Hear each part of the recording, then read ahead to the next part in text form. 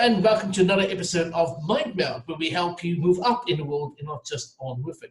My wonderful and amazing guest today is Seno Namwandi. Seno works as the Director of Innovation and IP for the International University of Management. She previously worked as a Lab Technologist for the University of Namibia. In addition to this, she is an assistant for the first ever regional open innovation project called Regional Connect. Ooh. Her professional passion is in the area of intellectual property, IP. She obtained an Advanced Diploma in IP Management and Innovation. She successfully completed a Master's in Intellectual Property. She sits on the Business Intellectual Property Authority as its youngest director, where she advises on national policy, strategy, and frameworks on IP and business registrations. She believes the future of the knowledge-based economy will be effectively realized with a strong emphasis on intellectual property. She recently did a TEDx, well, I'm not sure recently. I have seen it, but I don't remember. I think it was last year or the year before. The year before. In addition, she is passionate about youth development and in her spare time serves as the curator of the Global Shapers Venture Hub. The Global Shapers is a youth network initiative by the World Economic Forum aimed at connecting youth who are enthusiastic about making a difference in their community. Seno, thank you so much and welcome to MindMeld. Thank you so much, Brand, for having me. It's such a pleasure to be on your show. Now, I met you briefly at a conference for speakers in Windhoek a few years ago, where you started speaking on intellectual property, and I thought, wow, we actually have this in Namibia? That's like, because, it's not something that you come across. And But I think what's important is to have some sort of clear idea of what constitutes intellectual property. So if you can just have a riff on that. Sure. So a loose definition of intellectual property is a legal right that is granted to you by the state that you reside in over the creations of your mind or a result of creativity, which is a active, process of your mind. So in simple terms, it's the government giving you a law to exclusive rights over something that you created using your mental space and your mind and creativity energy. So that's what intellectual property is. Right. You obviously agree with me that is such a broad definition. And the temptation is to think that everything and anything falls under intellectual property, and it does not actually work that way. Intellectual property has 7 very critical disciplines associated with it. And with each discipline, there is criteria and eligibility requirements for your idea to satisfy to be able to be granted the exclusive rights over that idea. I also want to make it clear that we don't protect ideas, we protect the expression of ideas. Right. And so the example there would be, if you came up with lyrics to a song, you can't just go up to your national IP office without you having recorded the song or written the song in written form on a hard book and request for intellectual property protection over that. So that is the loose definition in very, very basic layman terms. Right, because no one knows what you think, right? I mean, as to now. So you can't just say, oh, I had that idea. Actually, a few years ago, I think it was 2 years ago, when I wrote a book 20 years ago, and it was called The Wildlands. And I got a letter telling me that I'm going to be sued for intellectual property infringement from a 18-year-old.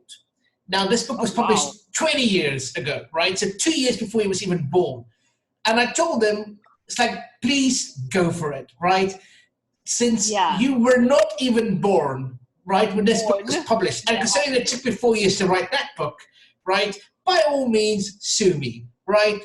If someone grants you all the monies, which there aren't any, from that one book, right, by all means, try. And I think the problem is that it leads to not a clear understanding of what constitutes IP, can lead to it being abused. Exactly. And that is something that we see as a challenge still. not only on the African continent, but globally. Just people misunderstanding the actual appropriation of IP. And of course, it is a very unique and very particular discipline of law, such that you find even lawyers really struggle to wrap their heads around the very different nuances that occur within intellectual property.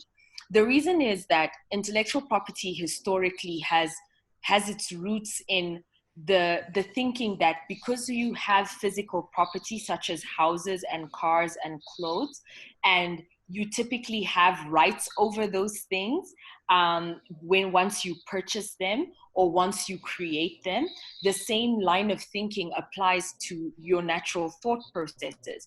That if something required mind power and creative energy, that you should be able to have the same rights towards it as you would had you built your own house. So that is where the issues come in, is that historically intellectual property rights arose from the need that the theory is if you have physical property and you have rights attached to physical property, then you should have the same rights attached to intangible property that you cannot touch. Obviously, you cannot touch my thoughts. You cannot touch my ideas. But once I record a song and you hear it, it makes it tangible in form of a CD, and nowadays in form of streaming music online. It still falls under a form of tangible assets that arose from intangible efforts. So it's not the same as a brick layer that has cement that turned into bricks and has built a house using, wood, cement, and glass, paint. It's not the same thing. So I think that the challenge comes in understanding the different nuances that happen within intellectual property. And as I said before, there are 7 different disciplines within intellectual property. And so you even find that there are people, intellectual property professionals, only specialized in trademarks. And if you start asking them too many questions about industrial design, they won't be able to help you, because that is how specific it is. Similarly, how you have divorce lawyers who don't operate as corporate lawyers, you know, or contract lawyers or tax experts. Right. So you have different disciplines under IP the same way we do under the legal profession. And it's very complicated. So I understand how an 18-year-old would come to you and try and sue you for a book that that you had written before he was born. But just to make it, because you had the same idea, right? It's like, what? You know, it's like ideas are free. It's only until you've actually expressed it in some sort of tangible way that it actually means something. Exactly. And just to get clarity for the audience with your case, had that case gone to court, you would have won. And the reason is you had a tangible expression of the idea of the book prior to this this 18-year-old. And one of the key fundamental rules we sit on as IP professionals is chronological order. Who came first? Right. And so because we published it first in tangible form, we would grant you the rights, the exclusive rights over its distribution, adaptation, and even sale. So if that clears everything up, that once somebody has an idea and expresses it, it does not mean that no one else will have that idea. There is nothing new under the sun, but what we looked at is who was the first person to crystallize this into tangible form. And not only that, a step further, who was the first person who actually went ahead in the distribution channel, and this idea became widespread through them. So there's a lot of people that sit on $1 million, $1 billion ideas, right? But they never actually do anything with it. Then they get all in a huff because somebody else actually made that happen, right? So it's very difficult. It's like, yes, you had the same idea or a similar idea, but that doesn't really mean anything in a legal sense, because, like you said, it has to be tangible for it to be. It has to be a tangible expression of it. Yes. And yes. I remember the first battery, right? So the first person who came up with the battery, he he sliced a stingray and he looked at the layers and how it interacted, and he created this first battery from zinc and copper and all kinds of things. And it was just a interesting thing for him, right?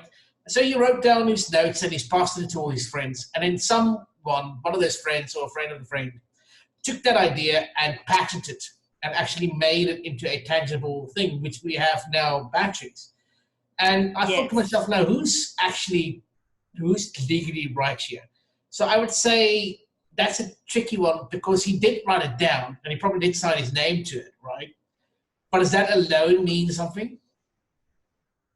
So when we look at another complexity in IP is, unfortunately, even with precedent created over hundreds of years in legal instruments, we still have to look at things on a case-by-case basis.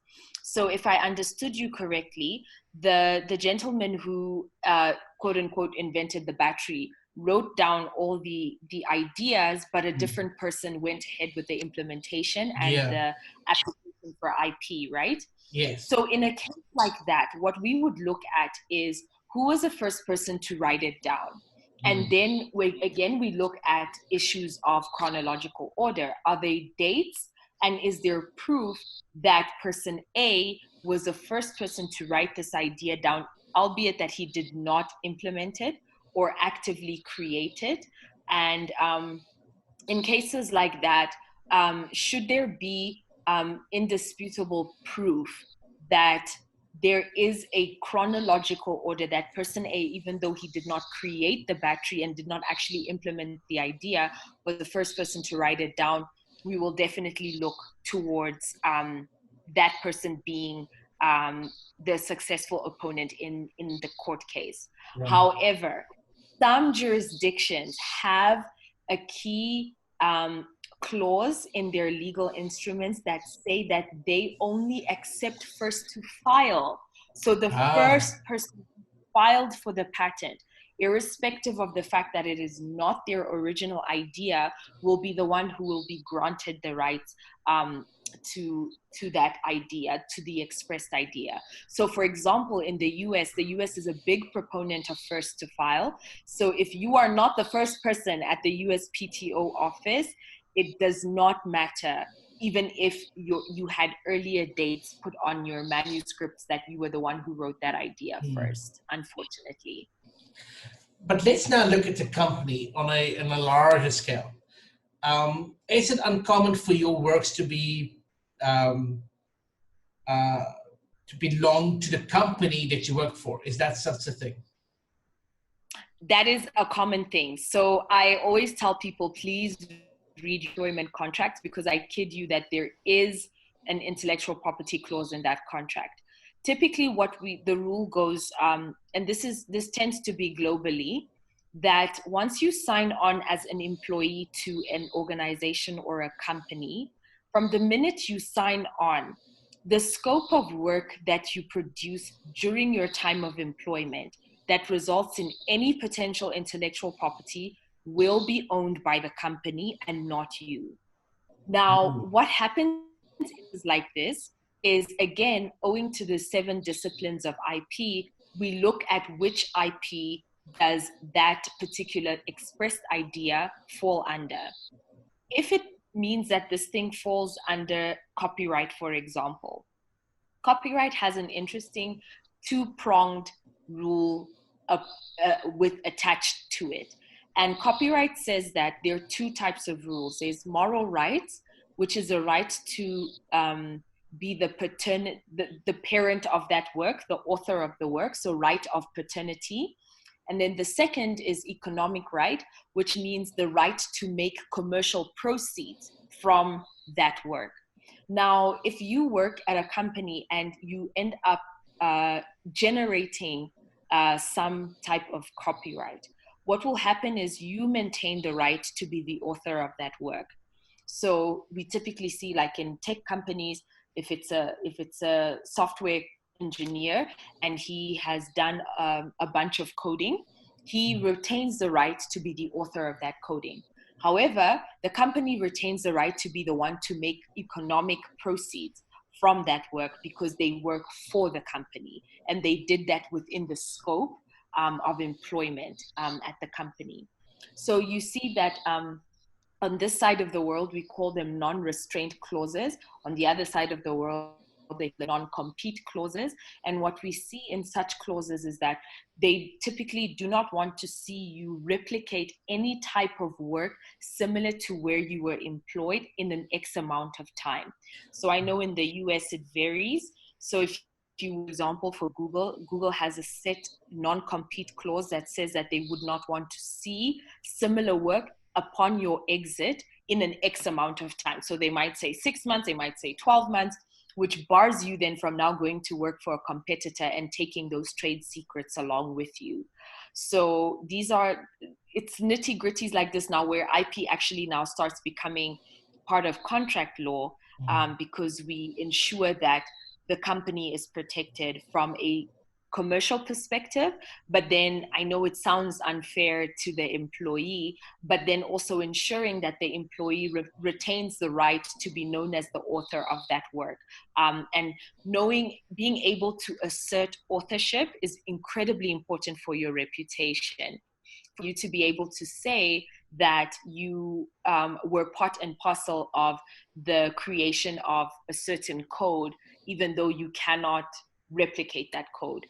Just being known as a contributory author is enough to boost your reputation. Now, I've always known that IP is important, right? And that is valuable, but I haven't really understood why it is so valuable until I've recently started binge watching Dragon's Den. I don't know if you know it. Yes, I do. And it's basically, every time someone comes in with a wonderful product, it's like, is it patented? Is it copyrighted? Is this your intellectual property? Or can you claim at least it's intellectual property? And then someone wouldn't understand why and say, look, it's a very competitive market. If you can't protect your invention or your idea, then it's no use building a brand around it because anybody can just take it up and even after you spend millions or whatever, then someone else can just take that idea or that concept and run with it, and there's no way for you to protect yourself. And I thought to myself, wow, it's so valuable to have these paperwork in order for your business in a competitive market. It is. It really is. And then inversely, how lazy we can get. I don't want to say lazy. Maybe I do want to say lazy. But when you have a monopoly, when you have a monopoly and you don't really have much of a competition, then it's difficult for you to understand why you should invest in that sort of paperwork because there is no competition. So how would you explain that to someone? It's like why is it valuable to patent IP your stuff? Well, look, at the end of the day, I think it's very important to understand a fundamental foundation for intellectual property is the fact that intellectual property is multidisciplinary. That's something that you have to nail down in your head for you to even grasp the concept. Intellectual property is multidisciplinary in the sense that it has the technical side, which is now the people who are busy creating. Then you have the legal side, which is now your law enforcement and your legal practitioners who are the ones responsible for assisting you to register your intellectual property rights. And then last, you have the commercial arm. And these are the people who are now responsible to ensure that your intellectual property that has been protected now is commercially viable. Now, the sad thing is that a lot of people think that these three roles can be satisfied by one person. I have operated in this space for years. I would like to think that I have a broad and extensive knowledge on it. I'm telling you now, it is absolutely impossible for you to fully understand the three sides to intellectual property and actually implement it on a successful basis. So what I do tend to see is that you have scientists and other technicians, so your engineers, your creatives operating in one space. Then you have the intellectual property legal professionals and practitioners operating in one space. And then now you have the people who are responsible for contracting the intellectual property through negotiations, through sales, through mergers and acquisitions, through licensing and franchising on one side of the field. Now, to incentivize and to make intellectual property lucrative, people have to understand the three different sides to it. And you have to determine where you fall in. So, interestingly, I say that I have broad experience because I technically have had my foot in all three. I'm a scientist by training, so I could operate in a technical space in intellectual property. When it comes to molecular biology and to certain levels of biochemistry and metabolic pathways, I could be involved in commenting in drug discovery from a technical perspective. I have qualifications in innovation management and intellectual property management, so I do understand the commercial side towards intellectual property. And then lastly, I have a master's in intellectual property, so I do understand the legal side to it. So I'm one of like very few people who understand that there are three sides to it, but even in my understanding, I know that I'm limited. Does that make sense?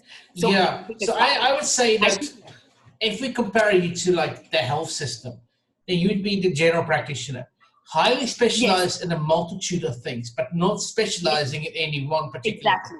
That is so such a great analogy. You would be the first stop to see, right? Yes. So let's say I've got a problem intellectual property wise, and I don't even know where to go from here. So I would go to someone like you, who's widely read and published and studied all kinds of things, as my first stop to understand exactly what is the problem, what do I need to do about it, and who do I need to see next to take this further. And then I will refer you to the specialist. And typically what happens when people come to me, their first stop is the legal office. I've rarely presided over any cases, verbal cases or conversations or problems where people's first stop is the commercial arm. By and large, people tend to have their issues rooted in the fact that A, they did not protect their idea, their expressed idea correctly, or B, that they did and someone has infringed on their right. So typically, you're very right. I love that analogy. No one has ever said that to me before. But I'm sort of the GP in IP. The GP of IP. I love that. That's so awesome. I love it. I'm gonna. You need to write that somewhere. That's awesome. Yeah. Yes, you can have the IP to that. Well, it's like, whatever. Ideas are easy. It's only when you actually do something with it, Exactly. It's like I use a balloon analogy in my workshops, right? I tell people, it's like, okay, let's all blow up this balloon, right? And I ask, okay, so whose air is in that balloon? And they say mine.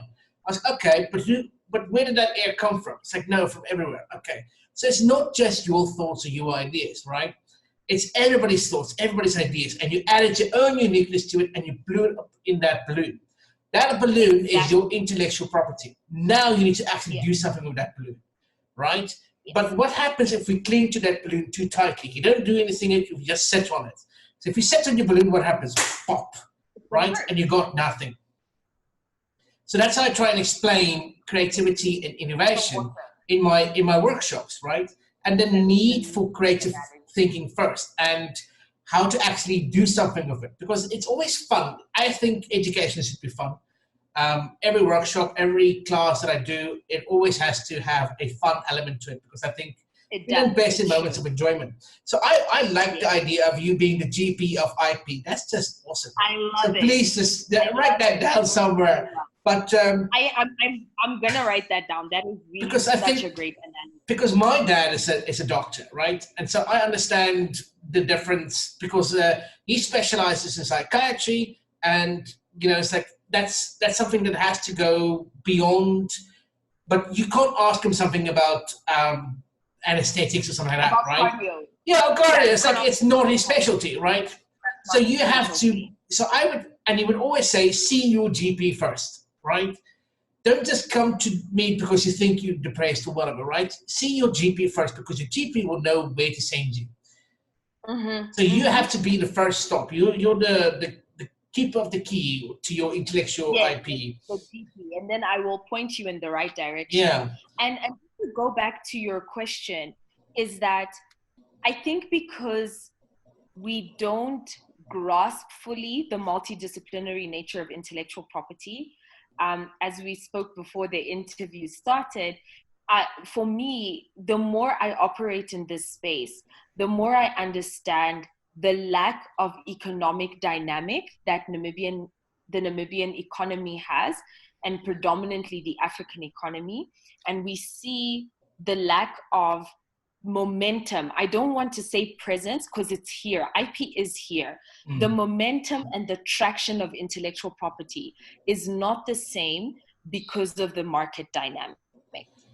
And so I'm no longer saying that to educate people on what intellectual property is. My next step is, how do we encourage people to look outside the borders of this country as a potential market? And I think when we look at, you asked me, how would I encourage companies in Namibia to incentivize them to invest into intellectual property? My first step would be, look outside Namibia as a potential market, because the reason they don't care for IP is because their sights are fully and 100% set on the Namibian economy. And there's nothing wrong with that. But when you start wanting to increase your market share beyond the country's borders, intellectual property will become very, very important for you, because all of a sudden you are no longer dealing with just 2.5 million people as a potential market. You are spreading your wings to the rest of SADC, you're spreading your wings to the rest of Africa, and even globally. And there's so many other players in the market. And so that is where you start seeing intellectual property becoming a tool, a business tool to ensure market share. In my own workshops as well, I tell people, don't get stuck at local. Don't ignore it, right? But have a global view and perspective, because there's so much happening all around you. And you just have to open your eyes and look, what's South Africa doing? You know, what's America doing? What's Japan, China, what's those countries doing? And what can we take? What's the best qualities of those countries that we can take, and we can add it all with our own unique flair? You know, exactly. It's like blowing up the balloon. You know, we take the air from everywhere and add our own uniqueness to it, and then create something that's new and wonderful and uniquely Namibian. Yeah. And I love that. So, and it's very important, because, you know, I like talking very practical. So let's make a practical example. If you are a Namibian, let's use the leather shop as an example, because I think that's something that's incredibly unique to Namibia.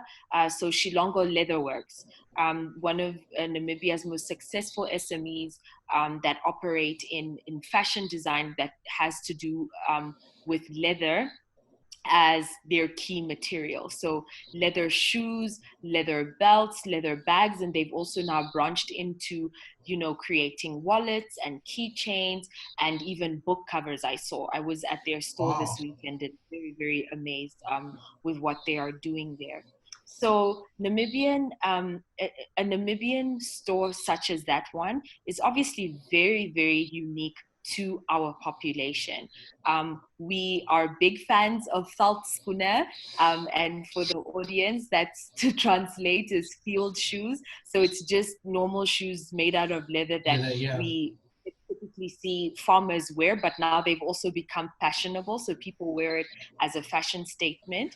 And if the owner of Shilongo Leatherworks would want to branch into Angola, Zimbabwe, Zambia, Botswana, and South Africa, those are our immediate neighbors, you understand that his name now gains added visibility. And so it would be very easy for a Zambian to be like, oh, this is an interesting business, and start to replicate it. And if the owner of Shilongo Leatherworks did not have his name trademarked or the business processes protected under trade secret, you can see how that will become a challenge, because now all of a sudden there wouldn't be one Shilongo Leatherworks shop. there would probably be two. What if the person decided to call it DeLongo Leather Shop, just changing the letters? It would cause a certain level of confusion amongst the customers and unable to differentiate between, who's the real one, who's the fake one. Are they both real? Are they both fake? How do we know? There used to be Shilongo Leatherworks. Now there's DeLongo Leatherworks. I don't know which one comes from where. And so that is where you start to see intellectual property play a role in business dynamic, the bigger the market share is. And so that's just a practical example of why intellectual property, like especially in form of trademarks in his case, would become very important. So like I've tried to explain IP in one of my mentorship workshops. I try to explain why you should IP, why you should trademark and copyright, all kinds of things. And I used, the young man's name was Mathis Kangala. And I said, let's say you open up a store called Kangala's Kapanas. And now you need to understand, like, okay, but now someone else comes along and says, it's like, oh, maybe it's Shilongo's Kapanas or whatever. And they use the exact same business model. But let's say now you've got your coloring correct, you've got your branding correct, and the process of how you prepare your kapana is unique to your business, right? And it's because now you can't just trademark. Okay. So yeah. So let's say, but because IP, there's a lot of things that you can protect, not just the product itself, but the process as well. And if the process is unique to your business, to the way that you do it, and the branding is in place and all kinds of things, that makes it so much more difficult and probably not worth the monetary investment for another company to just go rip off your idea. So it's vitally important to understand that if you want to branch out, and also it makes it easier for you to franchise your business, should you wish to do that. It does. It becomes a vehicle which you can propagate your ideas in and outside of your natural origin of placement or operation. And so the reason why we see intellectual property becoming even greater in importance is in the element of scaling your business. You're able to scale your business beyond your city, throughout the country, to your surrounding countries, and to a continent, and even globally. We know the popular names: Facebook, Google, Nike, Adidas, Puma. All of these business names have been trademarked, and the trademark has enabled them to scale globally with the assurance that they are the only ones who are allowed to use those names. But there's so many. I mean, there's KFC, Coca-Cola, Pepsi. There's so many, and all of them have their unique selling point because the flavoring is unique. The branding is unique to them. It's not just any red that's on a Coke can. It's a very specific red, and it even says that the Coca-Cola loop or whatever it's called is trademarked. You can't just write anything in that sort of swooshy way. Exactly. In the cursive writing, you cannot. And Coca-Cola has taken it a step further. It's a cursive writing in the combination of the cursive writing with red and white. See, that's very clever. They really extensively protected themselves to ensure that they have brand purity and to ensure their own brand equity. And that's something that we really don't do enough. But again, as I said before, the lack of use of intellectual property is not a sign that people do not understand it. It is a lack of the incentive and the market dynamics that create an environment where people don't esteem it as greatly. Right, and I think that's very important to get more knowledge, not just knowledge, but incentive, like you said, to actually protect your rights and your company and your process and all kinds of things. Because you know what, Namibians are very creative and innovative. I've seen a lot of, it's like I see a lot of companies that do something that's very unique to them that I've never seen anywhere else. And if you would ask them, did you trademark this, or is this copyright protected or something like that? It's like, no, why would I do that? It's like, it's a very expensive process. It's like, exactly. But then I wouldn't actually know how expensive it would be. How much would it cost to actually protect an idea? So it depends on the type of idea you have and which discipline it would fall under in intellectual property. We find that patents tend to be the most expensive intellectual property to invest in. They are stricter. They are the strictest on the spectrum. And then you have trademarks, which cost about 260 Namibian dollars per trademark per classification. So typically we see that people protect their trademark under 2 or 3 classifications. So that would be 2 times 260, 3 times 260, etc. The more classifications you protect under, the more expensive it is. Right. And then with copyright costs 100 Namibian dollars to get a certificate from the Business Intellectual Property Authority. But all this information is available on BIPA's website. So that's www.bipa.na. And under their intellectual property tab, they have all the disciplines of intellectual property and the different types of eligibility and requirements that you need in order to satisfy, together with the forms, together with the cost implications. Well, that's a very useful site to have, especially if you're trying to start a company and you want to protect your rights as a business owner and all kinds of things. That's very useful. Thank you. And because it's like you said, it's not that they don't know it, but I think making it the barrier to entry easier would also be more of an incentive to understand. It's like, look, if you have like a list of something that you can do, like if I go to Homeland Affairs and I want to apply for a passport, they actually give me like a little list of everything I need. You need these passport photos, you need this, da, da, da, da, da, da. Exactly. So then I can take that list and I can go and I can get everything. It's hassle-free, and when I come back, everything's in order and they process it. And that's so wonderful. Then I go to NATIS, the Namibian Traffic Institute, right? And it's so confusing and they make it so difficult, right? That when my license expired, I just like for 6 months just didn't care, right? It's like, I didn't care. I don't want to go there. I don't care. I'll take the fine, whatever. It's like, I do not want to step into that office again. No, I get it. Because if you can make the barrier to entry easier, it would be so much better of an incentive to have people to actually do this. So that website that you gave, right, is brilliant, because that gives you a starting point. It does. And I would like to think that the BIPA staff members are very helpful. So even if you are not able to get all the information you're looking for on the website, please do call them. And if you are in Windhoek, you are welcome to go to their offices. They are situated at PZN Holdings, which is near Hartleaf. And then in the regions throughout Namibia, we have representatives that sit at the Ministry of Trade and SME Development.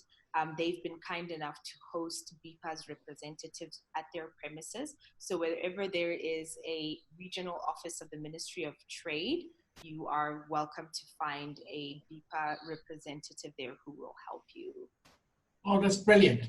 And finally, and I'm leaving this for final, I want to talk about why I had to change this from Imagineering to MindMeld. Yes, and let's have it. Because I got some bad advice. Because I asked a IP lawyer that claims he was an IP lawyer anyway, would I be in conflict if I used Imagineering? Because I knew that there was a trademark on it, but only specified Walt Disney Imagineering, right? And she gave me the advice that it was fine to use it because the coloring is different, the work is different, all kinds of things are different, right?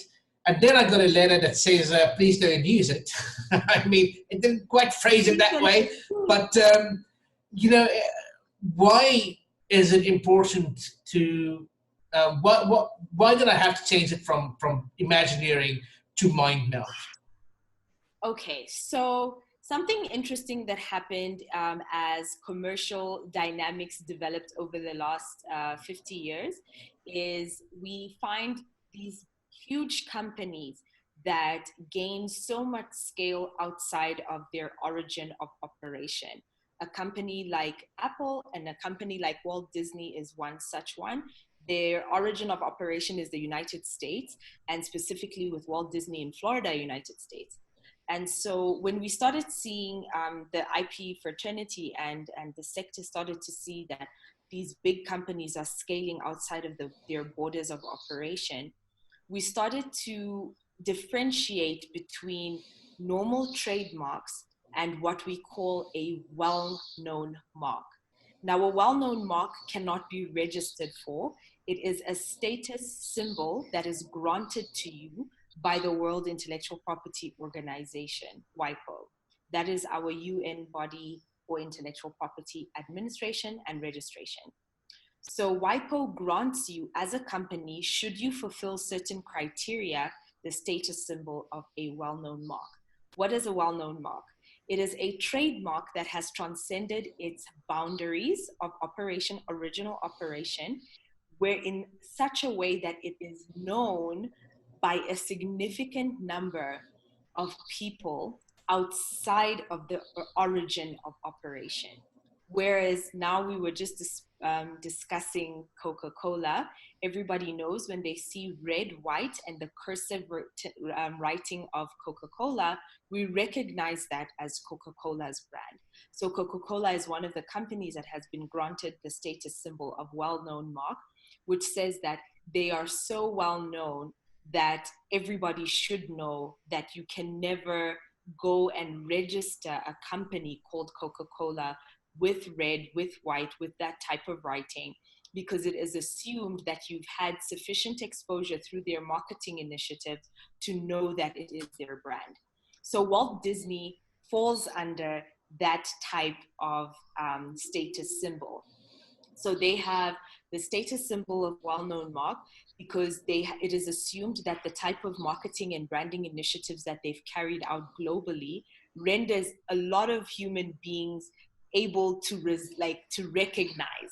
You should be able to recognize Walt Disney's brand. And so all the other trademarks that they've registered under Walt Disney are owned by them and also then get the respect of a well-known mark. And even us, little old us in Namibia, it is assumed that they have done sufficient marketing and branding for people even in Namibia to know that Walt Disney is a brand that is associated with cartoons and children's stories. So it is unfortunate. I would have told differently than what you were advised is, had you used Imagineering the same way and you wanted to register Imagineering for a TV series and Walt Disney only did it for games, for example, you could have contested their letter, their cease and desist letter, and say that they did not actually protect the word Imagineering under Walt Disney in Namibia under the classifications of a show. They only did it under games. Right, and that but because Disney is so everywhere and they own so many companies, you know, it's difficult. So many subsidiaries, it would be very difficult to contest it.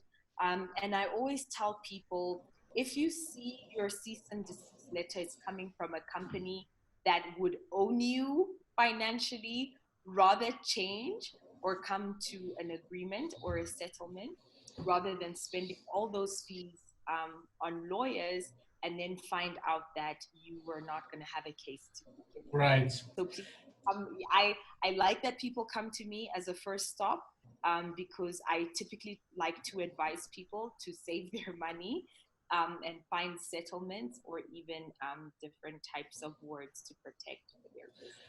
And I wish I did that 2 years ago when I started this whole Imagineering workshops and interviews and all kinds of things. But now I know, you know, it's like, but what's it stop now? Because there's a lot of kindergartens and primary schools and all kinds of things that uses Mickey Mouse and Donald Duck and all kinds of things, you know, as part of their company logo and branding and letterheads and all kinds of things. Sometimes even going so far as Mickey Mouse kindergarten or whatever, you know. Right. It's like, what's to stop Disney from coming down on it? So Disney would definitely come down on them if they tried to register it. So if the schools tried to register those names officially as trademarks, you would find a problem. What we typically see is that these kindergartens and little schools and creches don't register their names as trademarks. So because of that, they don't get picked up by Walt Disney's radar.